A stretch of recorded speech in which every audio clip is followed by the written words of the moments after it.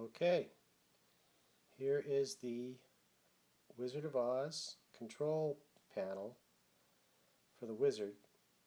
I just finished it. I still have to put drape around the base and the best sides and back. But here it is. It's sitting on a media cart so that the Wizard stands on a pedestal 18 inches off the ground, and then this is about waist high. And you see different controls that you can move around. Oh boy. That you can move around and stuff. All the controls move.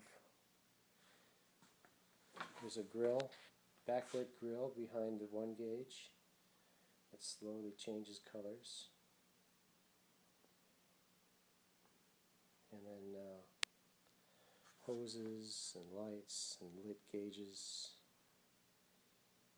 And on the top is an LCD panel hooked up to a laptop that's showing a plasma ball.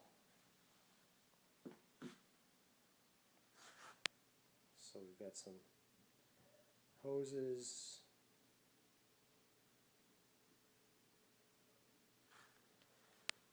and going back through the whole thing.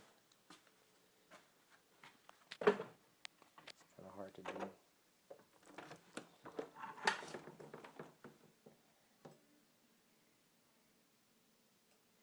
That's it.